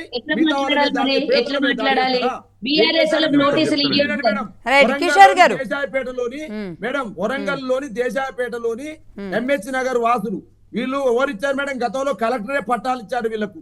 కలెక్టర్ పట్టాలు ఇస్తే 75 మంది ఇండ్లు కూలగొట్టారు. నిన్న వాళ్ళు హైకోర్టుకు వెళ్ళారు. 75 మందికి మీరే పట్టాలు ఇస్తారు. కలెక్టర్ అంటే ఎవరు? ప్రభుత్వాలు. ఆ ప్రభుత్వాలు పట్టాలు ఇస్తే ఈ ప్రభుత్వం వచ్చి కూలగొడితే వాళ్ళ జీవనం మీద నడిపోవాలి. నేను అంటున్నాను, ఇది పద్ధతేనా మేడం? అంటే చెరువుల్లో ఎందుకు ఏమండి అక్కడ కట్టడాల్లో మరి అక్రమ కట్టడాలు అంటే మరి ఏంటి? What next? ఏం చేయాలి? ఇంకో చెరువు క్రియేట్ చేసుకోవాలా? ఇంకో చెరువు తయారు చేసుకోవడం సాధ్యమవుతుందా? అక్రమ కట్టడాలంటే ఎటువంటి పర్మిషన్ లేకుండా, ఎటువంటి ప్రభుత్వ సంబంధించినటువంటి అనుమతులు లేకుండా, ఎటువంటి ఇప్పుడు కార్యాలయం ఇప్పుడు ఇచ్చిరని తీసుకుని అనుకోండి, వాటి ఒకవేళ నిజంగా ఆక్రమణ ఉంటే మీరు తేల్చండి. మీరు పోయేదే ఉంది, ముంచుకొచ్చేదే ఉంది. మీరు నోటీస్ ఇవ్వండి, ఇస్తే తప్పేంటిది? నోటీస్ ఇచ్చిన తర్వాత మీరు ఇది ఆక్రమించారు కాబట్టి దీన్ని మీరు కూల్చేసిన బౌండరీ పెట్టండి. ఆ బౌండరీ పెట్టి వాళ్ళకు బాలరాజు గారు నోటీసులు ఇవ్వకుండా కూల్చారు అని ఏ ఒక్కరు బయటకు వచ్చారు? అరే చూడు మేడం, ఇప్పుడు హైకోర్టు ఎందుకు ఇచ్చింది మేడం స్టే? మరి వరంగల్ ఎందుకు స్టే ఇచ్చింది? అసలు వరంగల్లో హైడ్రా ద్వారానా సుజాత గారు? హైడ్రా ద్వారా కాదు వరంగల్ కి, హైడ్రా ద్వారా కాదు వరంగల్. కొత్తగా లక్ష్మి గారు నాకైతే తెలియదు, ఏమన్నా హైడ్రా తీసుకెళ్లి వరంగల్ లో కలర్ రాత్రి కలర్ కిషోర్ గారు ఇప్పుడు అన్ని విన్నాము. హైదరాబాద్ లో అయితే ఈ రోజు నుంచి అంటే నేను ఇక్కడే దాదాపు 45 సంవత్సరాల నుంచి హైదరాబాద్ లోనే ఉన్నాను. ఇక్కడే చదువుకున్నాను 3వ తరగతి నుంచి. బతుకమ్మ కుంట పక్కనే అక్కడే ఆ ఏరియాలోనే తిలక్ నగర్ లోనే నేను స్కూల్కి వెళ్ళాను. సో చిన్నప్పుడు అసలు ఆ చెరువు ఎంత పెద్దది ఉండేది, ఏమేమి జరిగేవి, ఇప్పుడు ఎట్లా అసలు కనపడకుండా పోయింది, ఇవన్నీ నా కల్లారా చూసినవి. మూసీలో బట్టలు ఉతికే రోజులు ఉండేవి ఒకప్పుడు. ఇప్పుడు మూసీ పరిస్థితి ఎట్లా ఉందో మీకు తెలుసు. సో ఇవన్నీ ఒక జీవిత కాలంలోనే కళ్ళెదుర చూసిన విషయాలండి. ఏ విధంగా నాశనం అవుతూ పోతోంది హైదరాబాద్ అనేది. సో అందుకని కానీ ఇదంతా సెటిల్మెంట్, దీని వెనక నడుస్తుంది అంతా సెటిల్మెంట్లే, కుదరలేదు కాబట్టి కూల్చేశారు అనేది ఎంతవరకు నమ్ముతాం ఒక ప్రభుత్వం? ఇదే అంటున్నాను. ఈ హైదరాబాద్ భవిష్యత్తు కోసం అయితే ఇప్పుడు ఆక్రమించబడ్డ చెరువులు, ఇట్లాంటివి నాలాలు, లేకపోతే మూసి ఇది నది ఇవన్నీ క్లియర్ చేయకుండానైతే హైదరాబాద్ ముందుకెళ్ళడం చాలా కష్టమని ప్రతి వర్షం వచ్చిన రోజు మనకు తెలుస్తూనే ఉంది. సో అంతవరకు కరెక్ట్. కాకపోతే నా కోరిక ఏంటంటే ఎన్నోసార్లు ఎన్నో ప్రభుత్వాలు, ఏ ప్రభుత్వం అనేది లేదు, ఏ పార్టీ అనేది లేదు, ఎన్నో ప్రభుత్వాలు ఎన్నో కార్యక్రమాలు ప్రారంభించిన 4 రోజులకి అవి వేరియస్ ప్రెజర్స్ వల్ల, ఎన్నో కారణాల వల్ల అవి ముందుకెళ్ళవు. ఇప్పుడు ఈ హైడ్రా చేస్తున్న పని ఏదైతే ఉందో అది తప్పనిసరిగా ముందుకెళ్ళాలి అంటే కొన్ని జాగ్రత్తలు తీసుకోవాల్సిన అవసరం ఉంది. మొదటిది ఏంటి అంటే ఫస్ట్ ఏమొస్తుందండి రాజకీయాల్లో, ఇది పొలిటికల్ అంటారు. అంటే మీ వాళ్ళని కాపాడుకుని బయట వాళ్ళది మాత్రము ఇది చేస్తున్నారు అంటారు. రెండోది ఏమంటారు, ఇది అసలు బెదిరించి డబ్బులు వసూలు చేయడానికి అన్నది అనుమానం వస్తుంది. ఇట్లాంటివి వచ్చినప్పుడు ఏమవుతుందంటే ఈ హైడ్రా యొక్క పని 4 రోజుల తర్వాత ఆగిపోతుంది. కానీ అది ఆగిపోతే ఎవరికి నష్టము? హైదరాబాద్కి నష్టము, హైదరాబాద్ ప్రజలకు నష్టం. ఇది మొదటి పాయింట్. అందుకని ముందుగా అసలు ఈ రాజకీయ ఒత్తిడులని కాదు, ఈ దీన్ని రాజకీయం చేసే పరిస్థితి లేకుండా ముందు పెద్దవారివి, అది ఎస్పెషల్లీ ఇప్పటివరకు ఎవ్వరూ అంటలేని వారివి, ఎంఐఎం దగ్గర నుంచి కాంగ్రెస్ సీనియర్ నాయకుల వరకు ఏదైతే ఉందో, ఎంఐఎం ని ఎవరు ముట్టలేకపోయారు. కాంగ్రెస్ సీనియర్ మనవారు అని అనుకుంటే కాంగ్రెస్ ఎందుకు, బీజేపీ వాళ్ళు ఉండవా లేకపోతే ఇంకో పార్టీ ఉండదా? ఏంటండి అంటే ఎంఐఎం కాంగ్రెస్ మాత్రమే కాకుండా బీఆర్ఎస్ ఉంటుంది, బీజేపీ కూడా ఉండొచ్చుగా. ఎగ్జాక్ట్ ఒక్క నిమిషం అండి. ఎంఐఎం ఇప్పటివరకు ఏ పార్టీ అధికారంలోకి వచ్చినా మన రాష్ట్రంలో గత 50 సంవత్సరాలు అని చెప్పాను నేను. ఎందుకంటే అప్పుడే టీడీపీ ఇవన్నీ రావడం మొదలుపెట్టాయి కాబట్టి ఎవరు వచ్చినా కానీ వారు మాత్రము పాత బస్తీకి వారే సుల్తాన్లు అన్న టైప్ లోనే వ్యవహరించారు. అంటే వారిని ఈవెన్ కాంగ్రెస్ లో కొంతమంది ముట్టగలరు, మీరు బీఆర్ఎస్ లో ముట్టగలరు, టీడీపీలో ముట్టగలరు, బీజేపీలో కూడా టచ్ చేయగలరు, కానీ ఓవైసీని మాత్రం ఎవరు టచ్ చేయలేరు అన్నట్లుగా ఏదైతే ఇదైందో బీజేపీ కూడా మొదలు పెట్టామనుకోండి మారిపోతుంది. ఒకటి. రెండోది ఏంటంటే నేను చెప్తున్నాను, బాలరాజ్ యాదవ్ గారు కూడా ఇది ఎత్తారు. విషయం ఏంటంటే ఇప్పుడు ఇన్ని కట్టడాలు ఉన్నాయి, కొన్నేమో దురాక్రమణకు గురైనవండి, కబ్జాలకు గురైనవి, వాటికి ఇక అది చేసిన వాడిదే తప్పు. ఇంకొన్ని ఏంటంటే పర్మిషన్లు ఉంటాయి, అపార్ట్మెంట్లు కడతారు ఎవరో బిల్డరు, దాని తర్వాత పర్మిషన్లు ఉంటాయి, కొంతమంది వచ్చేసి కొనుక్కుంటారు, ఆ బిల్డర్ దగ్గర ఫ్లాట్లు కొనుక్కుంటారు. చూస్తే అన్ని పర్మిషన్లు ఉంటాయి, నో ఆబ్జెక్షన్ సర్టిఫికెట్లు ఉంటాయి, electricity connection, drainage, water, town planning పర్మిషన్లు అన్నీ ఉంటాయి, రాజముద్రతో ఉంటాయి. రాష్ట్రము తెలంగాణ ప్రభుత్వం అని చెప్పి రాజముద్రతో ఉంటాయి. మరి ఇప్పుడు ప్రభుత్వాన్ని నమ్మే ఎవరో కొనుక్కున్నారు. ఈ రోజు నిజంగానే ఆ బిల్డరు తప్పు చేశాడు, ఆ అధికారులు ఎవరైతే ఉన్నారో లంచాలు తీసుకుని, లేకపోతే పొలిటికల్ ప్రెషర్స్ ఏదైనా ఉండనివ్వండి, నేను ఏ పార్టీ అని మాట్లాడట్లేదు, రాజకీయాలకు అతీతంగా మాట్లాడుతున్నాను, వాళ్ళు ఇచ్చారు. సో ప్రభుత్వం రాజముద్ర ఉంది కదా అని వీడు కొనుక్కున్నాడు. ఇప్పుడు మనము కొనుక్కున్న వారిని కూల్చేస్తున్నాము. కానీ ఎందుకంటే మరి చెరువు అయితే నిజంగానే పర్మిషన్తో కట్టుకున్నామా, పర్మిషన్ లేకుండా కట్టుకున్నామా, ఏది కట్టుకున్నా కానీ నీళ్ళు చెరువు అయితే కుచించుకుపోయింది, అయితే తీసేయాల్సిందే అక్రమ ఇది కట్టడాలని. కాకపోతే ఇప్పుడు ఈ అక్రమాలకి తావిచ్చిన అధికారులు ఎవరైతే ఉన్నారో వారినే తీసుకొచ్చి మళ్ళీ అన్ని డిపార్ట్మెంట్ల నుంచి హైదరాబాద్లో పెట్టాము. ఈ రోజు అసలు తప్పులు చేసిన వాడే ఈ రోజు వచ్చి వాడే పర్మిషన్ ఇచ్చి మనకి మనం కట్టుకున్న తర్వాత వాడే వచ్చి మీరు తప్పుంది అని చెప్పేసి మళ్ళీ వాళ్ళకి ఏమాత్రము ఇది రెస్పాన్సిబిలిటీ లేకుండా, ఇప్పుడు జిహెచ్ఎంసీ అధికారులే కానివ్వండి, హెచ్ఎండి ఏవైనా ఉండనివ్వండి, ఎవరైతే ఈ టౌన్ ప్లానింగ్ అధికారులే కానివ్వండి, ఎన్ఓసీలు ఇచ్చేవారే కానివ్వండి, వారు ఎట్లా ఇచ్చారు ముందు యువతలు కట్టిన వారిది ఎట్లాగైతే ఇది ఉందో అట్లాగే పర్మిషన్ ఇచ్చిన వారిది కూడా అంతే తప్పు ఉంది కదండి. వారి మీద ప్యారలల్ గా యాక్షన్ తీసుకోవాలండి. ఇవన్నీ కూల్చేస్తాము మళ్ళీ అధికారులు మాకేం అసలు మమ్మల్ని ఎవడేం చేసేవాడు ఉన్నాడు, ఈవెన్ ఓవైసీనైనా టచ్ చేస్తారు కానీ మమ్మల్ని టచ్ చేసే ధైర్యం ఎవరికి లేదు అని చెప్పి మళ్ళీ అంటే కిషోర్ గారు ఆ అధికారులు కార్యక్రమాలు చేయాలి అంటున్నాను అంతే. ఆ అధికారుల వెనుక గత పాలకుల హస్తం కూడా ఉందనుకోండి, అప్పుడు మళ్ళీ వాళ్ళు వస్తారుగా. అందుకే పాలకుల అక్రమ కట్టడాలనే కూల్చేస్తున్నప్పుడు ఒక్కోసారి ఏమవుతుంది అంటే అండి, పాలకులు రాజకీయ నాయకులే కదా, అధికారంలోకి వస్తారు పోతారు, వాళ్ళని టచ్ చేయడం కూడా ఈజీగానే ఉంటది. ఇప్పుడు ఎప్పుడు అధికారంలో ఉండేవి రెండే వర్గాలు మన రాష్ట్రంలో అయితే, ఒకటి ఓవైసీ ఎంఐఎం పార్టీ, ఏ పార్టీ అధికారంలోకి వచ్చినా వాళ్ళే అధికారంలో ఉంటారు. రెండోది ఏంటంటే బ్యూరోక్రాట్స్, పార్టీ వచ్చినా కానీ అవే అఫీషియల్స్ అవే పర్మిషన్లు ఇస్తూ ఉంటారు. అందుకే కదా ఎంత చిన్న అధికారి ఇంటి మీద మీరు ఏసీబీ దాడి చేసిన 100 కోట్లు వెళ్తాయి, హెచ్ఎండిఏ, జిహెచ్ఎంసి ఇట్లాంటి వాటిలలో నుంచి. అక్క గారికి కూడా తెలుసు, మన బాలరాజ్ యాదవ్ గారికి కూడా తెలుసు. అంటే ఉదాహరణలు మనమే చూస్తున్నాం.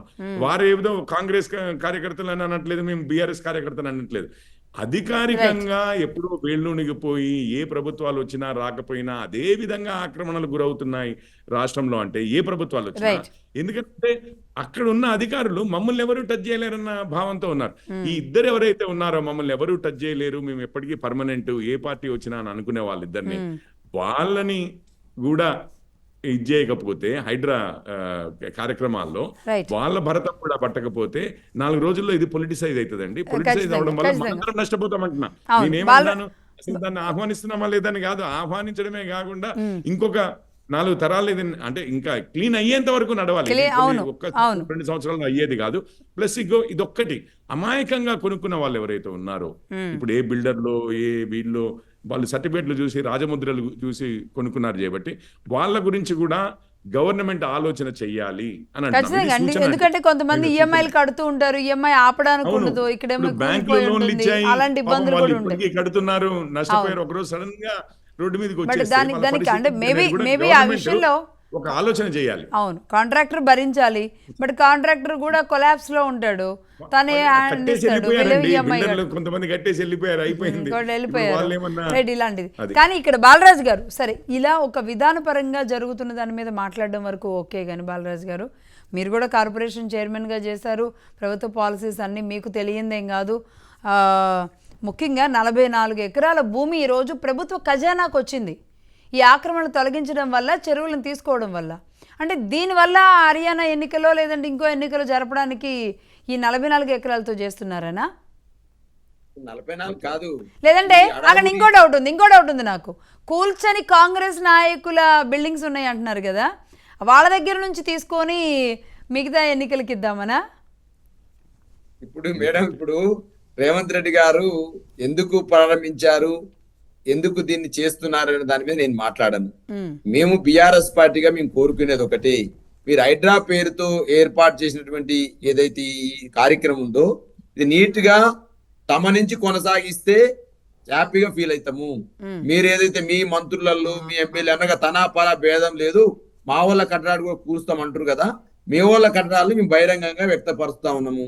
మా కేటీఆర్ గారు మా పార్టీ వరకు ప్రెస్ మీట్ పెట్టి చెప్పినారు, మీరు ఫస్ట్ మీరు కూల్చుకోండి, కూల్చిన తర్వాత పేదల యొక్క ఇల్లు కూల్చామని మేము అంటున్నాము. నేనేం కాదంటే అప్పుడు మీ హ్యాపీ జనాలు కూడా ఆలోచన చేస్తారు, అరే రేవంత్ రెడ్డి గారు మంచిగా చేస్తున్నారని చెప్పేసి. ఏమన్నారు మీరు? ఆ సర్వే నెంబర్ ఒకసారి చెప్పండి.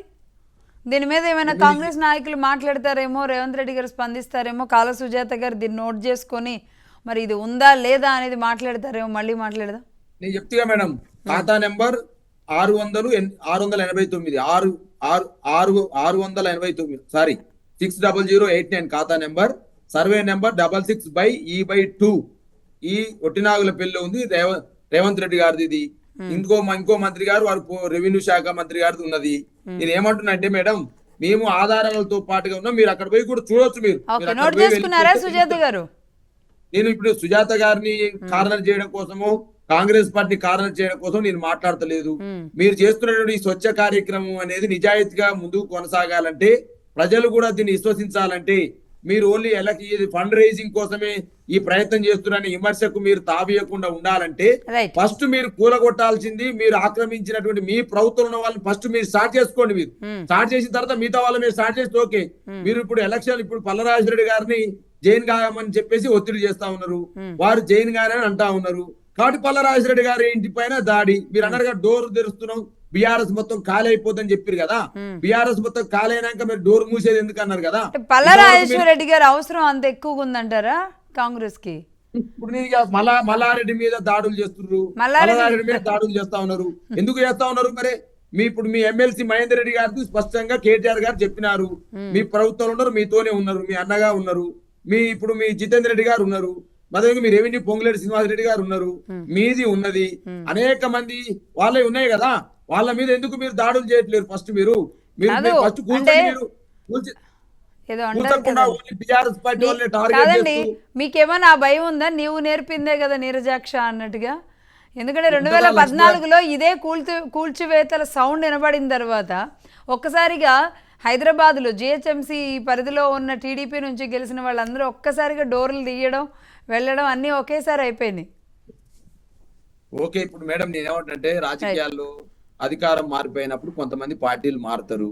మారిన సందర్భంలో వారు ఎందుకు మారుతున్నారు, ఎవరి కోసం మారుతా ఉన్నారు, ఎవరి ప్రయోజనం కోసం మారుతా ఉన్నారు ప్రజలు గమనిస్తా ఉన్నారు. నేనేం కాదండి, ఇప్పుడు కూడా మీరు 10 మందిని చేర్చుకున్నారు. ఆ 10 మందిని ఎందుకు చేర్చుకున్నారు, ఎట్లా చేర్చుకున్నారు, ఏ ప్రయోజనాలు చూపెట్టి చేర్చుకున్నారు అంటే ఈ మధ్యకాలంలో చర్చ నడుస్తుంది. బి-క్యూబ్ సిద్ధాంతం నడిచిందట కాంగ్రెస్ పార్టీలో బీఆర్ఎస్ పార్టీ ఎమ్మెల్యేలు చేరడానికంటే. బి-క్యూబ్ అంటే 1 బ్లాక్ మెయిల్, 2 భూములు, 3 బిల్లులు. ఈ బి-క్యూబ్ సిద్ధాంతం ప్రకారం చేరిరని చెప్తున్నారు. నేనేమంటే చేరిన వాళ్ళు కూడా అసంతృప్తిగా ఉన్నారట.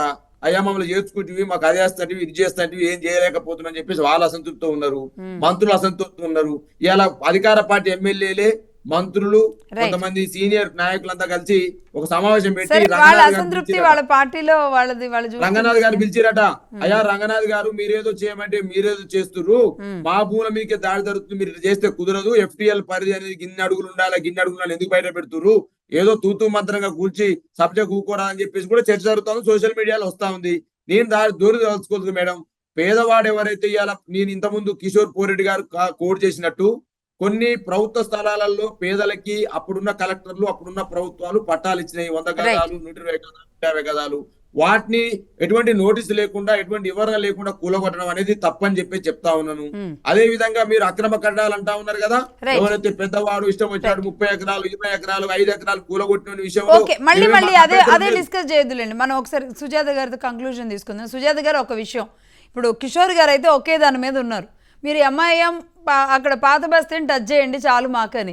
బీజేపీ కాబట్టి ఆయన అదే కోరుకుంటారు, ఈ రకంగా ఆయన స్వామి కార్యం స్వకార్యం అవుద్దని చూస్తారు. కానీ మీ విషయానికి వస్తే ఇప్పుడు బీఆర్ఎస్ నాయకులు ఆరోపిస్తున్నట్టుగా ఈ విషయంలో మీరేం చెప్పబోతున్నారు? దీనికి సంబంధించి ఎన్ని కూల్చామో అందులో ఏ పార్టీ నాయకులది ఉన్నాయి, నిజంగా సామాన్యులు ఉన్నాయా, నోటీసులు ఇచ్చామా, ఇస్తే కనుక ఎప్పుడు వాళ్ళకి నోటీసు ఇష్యూ చేశాము, ఇలాంటి డీటెయిల్స్తో సహా ప్రజల ముందు ఉంచితే ఈ గందరగోళం లేదంటే ఈ అపవాదులు ఆరోపణలు ఎదుర్కొనే అవకాశం కూడా ఉండదు. నిజంగా నాగార్జున గారిని 100 కోట్లు డిమాండ్ చేశారా? దీన్ని కూడా చాలా మీరు క్లారిటీ ఇవ్వాలి దీని మీద.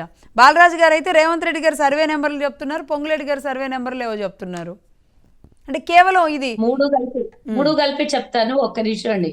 నాగార్జున గారు ఒకవేళ మేమే కాంగ్రెస్ పార్టీ 100 కోట్లు డిమాండ్ చేస్తే ఆయన ఈయని స్థితిలో లేకపోవచ్చు, 100 కోట్ల రూపాయలతో నిర్మాణం చేసుకున్నటువంటి ఎన్ కన్వెన్షన్ కూల్చేంత వరకు ఆగేటటువంటి స్థితిలో కూడా నాగార్జున గారు లేకపోవచ్చు. ఇది గమనించాల్సినటువంటి అవసరం ఉన్నది. ఒకటి. రెండవ విషయానికి వస్తే ఎంతసేపు మా పల్లా రాజేశ్వర్ రెడ్డి గారు, మా మల్లారెడ్డి గారు వీరికి నోటీస్ ఇచ్చిండ్రు అంటున్నారు, కానీ కొన్ని ఎకరాలు, 100 ఎకరాలు అక్రమంగా ఆక్రమించినటువంటి మల్లారెడ్డి గురించి మాట్లాడితే చాలా అసహ్యంగా ఉంది, మాట్లాడకండి, బాధగా ఉంది. అక్కడ మల్కాజిగిరిలో ఆయన దోపిడీ చేసి అక్రమంగా నిర్మాణాలు చేసుకొని కాలేజీలు, అక్కడ ఎన్నో స్థలాల్ని ఆక్రమించినటువంటి విషయం మనం గమనించాలి. ఓపెన్ గా బహిరంగంగా కనబడుతున్నటువంటి విషయం. వారి మీదనే టార్గెట్ చేశారు. పల్లా రాజేశ్వర్ రెడ్డి కాంగ్రెస్ లోకి రావట్లేదు కాబట్టి ఆయనకు నోటీసులు పోయినాయి అంటారు. ఇందాకేమన్నారు, ఎవరికి నోటీసులు ఇవ్వకుండా కూల్చేస్తున్నారు అన్నారు. మరి నోటీసులు ఇవ్వకుండా కూల్చేస్తే కేవలం పల్లా రాజేశ్వర్ రెడ్డి, మల్లారెడ్డికి మాత్రమే నోటీసులు ఇచ్చి మిగతా వాళ్ళకి ఇవ్వట్లేదా? వాళ్ళు ఆ క్లారిటీ కూడా వాళ్ళు ఇవ్వాల్సినటువంటి అవసరం ఉన్నది. ఒకళ్ళకి ఇచ్చి ఒకళ్ళకి ఇవ్వకుండా కూల్చే అవసరం ప్రభుత్వానికి కానీ అధికారులకు ఉండదు. ఎవరికైనా నోటీసులు లేకుండా కూల్చే విధానము అక్కడ జరగలేదు. ఇది గమనించాల్సినటువంటి అవసరం ఉంది. రెండో విషయానికి వస్తే కాంగ్రెస్ పార్టీకి వివిధ రాష్ట్రాలలో ఎన్నికలు ఉన్నాయి కాబట్టి ఆ ఫండ్ రేసింగ్ గురించి, ఈ విధమైనటువంటి అక్రమ నిర్మాణాల తొలగింపు కోసం ఈ హైడ్రా కనుగొని తీసుకున్నటువంటి నిర్ణయం అంటారు. సోదరా, ఈ రోజు ఎన్నికలు ఉండొచ్చు, ఇది కంటిన్యూ జరిగేటటువంటి ప్రక్రియ. సంవత్సరం పట్టొచ్చు, 2 సంవత్సరాలు పట్టొచ్చు, 5 ఏళ్ళు కూడా పట్టొచ్చు ఈ నిర్మాణాలు తొలగించడానికి. ఈ ఎన్నికల కోసం కాంగ్రెస్ పాచికలేసి ఈ విధమైనటువంటి అవసరం తీసుకుంటదని మీరు అనుకుంటే గనక అది కాంగ్రెస్ కే ప్రమాదం. ఒక్కసారి గుర్తు చేసుకోండి. ఒకవేళ మేము తొలగించినటువంటి విషయాలలో సామాన్య ప్రజలు ఉండొచ్చు, పెద్ద పెద్ద బిల్డర్లు ఉండొచ్చు, పెద్ద పెద్ద అధికారులు ఉండొచ్చు, అందరివి తొలగిస్తే ఓట్లు మాకే కదా మైనస్. కానీ సామాన్య ప్రజలందరూ కూడా 4 కోట్ల మంది ప్రజల్లో 3వ వంతు అంటే 1 కోటి మంది జనాభా హైదరాబాద్ లో నివాసం ఉంటుర్రు. ఫ్లోటింగ్ ఇంకొక అదనంగా 50 లక్షల మంది ఫ్లోటింగ్ ఉండొచ్చు. ఇంత ఫ్లోటింగ్ ఉన్నటువంటి హైదరాబాద్ మహానగరం ఒక 10 ఏళ్ల తర్వాతనో 20 ఏళ్ల తర్వాతనో నేను, నా కొడుకు, నా మనవడు వీళ్ళందరూ రేపు పొద్దున వచ్చే జనరేషన్లకి మనం ఈ విధమైనటువంటి హైదరాబాద్ని చూడాలా, లేకపోతే హైదరాబాద్ మునిగిపోయే స్థితిలో ఉండాల్సినటువంటి అవసరం ఉందా? ఒక్కసారి మీరు ఆలోచించండి. మాటి మాటికి బ్లాక్ మెయిల్ కోసమో లేకపోతే వాళ్ళ రాజకీయం కోసమో అని మీరు మాట్లాడితే బాధగా ఉంది. ఈరోజు సహకరించండి, అందరు ఎంకరేజ్ చెయ్యండి, అందరూ మాకు తోడ్పాటు ఇవ్వండి అని కాంగ్రెస్ పదే పదే ప్రభుత్వం ద్వారా విన్నవించుకుంటుంటే కాంగ్రెస్ డబ్బుల కోసం చేస్తుంది, కాంగ్రెస్ దానికోసం చేస్తుంది, కాంగ్రెస్ దీనికోసం చేస్తుందని ఎంతసేపు ఇదేనా మీకు? రాజకీయ ఆలోచనలు మానేయండి, రాజకీయ ఆలోచనలు పక్కకు పెట్టండి అని పదే పదే చెప్తున్నా కూడా వినకుండా కేవలం రాజకీయం అని మాట్లాడుతున్నారు. డబ్బు కావాలి అని అంటే కూల్చాల్సినటువంటి అవసరం ఉన్నదా? మీకు గతంలో అలవాటు ఉంది కాబట్టి అదే ప్రక్రియ సోషల్ మీడియాలో వైరల్ అవుతుందంట. మరి కమిషనర్ గారికి ఏదో తూతూ మంత్రంగా చేయమంటే మీరు ఈ విధంగా సర్వే నంబర్లు ఇంత హానికరంగా ఉంది అని చెప్పేసి మీరు కూల్చేస్తున్నారు అని చర్చించుకున్నటువంటి విషయం ఈ రోజు వీళ్ళకి సోషల్ మీడియా వాళ్ళకి తెలిసింది. 100 ఛానల్ యూట్యూబ్ ఛానల్ నడిపిస్తున్న బీఆర్ఎస్ వాళ్ళకు తెలిసింది. ఎవరికి ఏ విధంగా తెలిసినా కూడా మాకు అనవసరం అండి. ఈ రోజు మేము ప్రభుత్వము ద్వారా అధికారులకు పూర్తిగా స్వేచ్ఛ ఇచ్చినాము. రైట్. ఎవరివైనా కానీ కానీ రేవంత్ కానీ అంటే ఇక్కడ ఒక విషయం అండి, ఇది అనవసరం అనుకోవడానికి కూడా లేదు మీరు. పొంగులేటి గారిది రేవంత్ రెడ్డి గారి విషయం పదే పదే మీరు మాట్లాడుతున్నారు కదా. పొంగులేటి గారు మొన్న గాంధీ భవన్ లో ప్రెస్ మీట్ పెట్టి చెప్పారు, నా నా నా ఉన్నటువంటి ఇల్లైనా గానీ నా ఆస్తులైనా ఎక్కడైనా కూడా బఫర్ జోన్ లో గానీ 111 జీవోలో ఎక్కడ కూడా అక్రమంగా నిర్మాణం ఉంటే కూల్చేయండి, నేను కాదు మా అధికారులు ఏంట మీరు పోండి కూల్చేయండి అని చెప్పి. అంతకన్నా ఎక్కువగా వీళ్ళకి ఇంకా నిర్ధారణ, అంతకన్నా ఎక్కువగా వీళ్ళకి వివరించాల్సినటువంటి అవసరం మాకేమున్నదండి. క్లియర్ గా ప్రెస్ మీట్ పెట్టి చెప్పారు, ఒక్క ఇటుక పెడ్డా కూడా అది అనధికారికంగా నేను కట్టింటే గనక Right. మీరు ఏం చేయమంటే అది చేస్తా, మీరు కూల్చేయండి, నేను కాదు మా అధికారుల వెంట నేను వస్తే గనక అది మళ్ళీ మేము వాళ్ళకు చెప్పి చేయించుకున్నట్టుంటే Right. మీరు వెళ్ళండి అని క్లియర్ గా చెప్పిన. Right. మళ్ళీ పొంగులేటి గారి మీద ఇంకో విషయం రేవంత్ రెడ్డి గారి మీద పదే పదే అంటున్నప్పుడు నేను ఒక విషయం చెప్తున్నా. ఆ సర్వే నంబర్ లో రేవంత్ రెడ్డి గారిది నిజంగానే అక్రమ నిర్మాణం ఉంటే రేవంత్ రెడ్డి గారిది కూడా ఉపేక్షించారు. డెఫినెట్ గా ఆ సర్వేలు మీరు చెప్తున్నారు, సర్వే నంబర్లు మీరు చెప్తున్నారు, కానీ ఈరోజు అధికారికంగా ప్రకటించాల్సినటువంటి అవసరం అధికారులది ఉన్నది. వాళ్ళు ఒకవేళ ప్రకటిస్తే కాంగ్రెస్ ప్రభుత్వం ఎక్కడ కూడా వాళ్ళకి ఆపడానికి గాని అడ్డు గాని పడదు అని నేను మళ్ళీ మళ్ళీ చెప్తున్నా. కేటీఆర్ కి ఏందండి ఏది పడితే అది కాంగ్రెస్ వాళ్ళే చెప్తాడు, బీఆర్ఎస్ వాళ్ళు అక్రమంగా అదే ప్రెస్ Right మీట్ అండి, పెట్టి right. మీడియా ముందు చెప్పి అంటారు కదా. అదే బీఆర్ఎస్ వాళ్ళు ఎంతమంది అక్రమ నిర్మాణాలు, మీరు 10 ఏళ్లుగా అధికారంలోకి వచ్చిన తర్వాత ఎంతమంది దీన్ని భూముల్ని లాక్కొని లేదా ప్రభుత్వం ఇచ్చినటువంటి అధికారాన్ని ప్రజలు ఇచ్చినటువంటి అధికారాన్ని దుర్వినియోగం చేసుకొని మీరు కట్టడాలు చేసిండ్రో అమ్ముకోవడాలు రైట్ రైట్ చేసిండ్రో సుజాత గారు, ఎవరు చేసిండ్రో? రైట్ అండి, రైట్. ఇవన్నీ ఇంత ముందు మనం మాట్లాడుకుందే. బట్ బాలరాజు గారు లేదంటే బీఆర్ఎస్ నాయకులు ఆరోపిస్తున్నట్లుగా రేవంత్ రెడ్డి గారిది పొంగులేటి గారిది అని మాట్లాడుతున్నారు కాబట్టి, విత్ నెంబర్స్ ఏదో చెప్తున్నారు కాబట్టి దాని మీద అది ఉందా లేదా, అవునా కాదా అనే దాని మీద ఒక క్లారిటీ వచ్చేస్తే మీరు ఈ అడ్డంకులు అవరోధాలు కూడా ఉండకుండా ఉంటాయి. అలాగే బీఆర్ఎస్ నాయకులు స్వాగతిస్తున్నాం అంటూనే దీన్ని మళ్ళీ మిగతా రాష్ట్రాల ఎన్నికలకి ముడిపెడుతున్న ఒక సెటిల్మెంట్ లాగా ఆలోచిస్తున్నారు కాబట్టి మరి ఇది ఏ టర్న్ తీసుకుంటుందో చూద్దామండి. మొత్తంగా రంగనాథ్ గారు అనేక విషయాలు అయితే బయట పెట్టాలి. ఎనీవే థ్యాంక్ యూ అండి, థ్యాంక్ యూ బాలరాజు గారు, సుజాత గారు, కిషోర్ గారు, ముగ్గురికి ధన్యవాదాలు.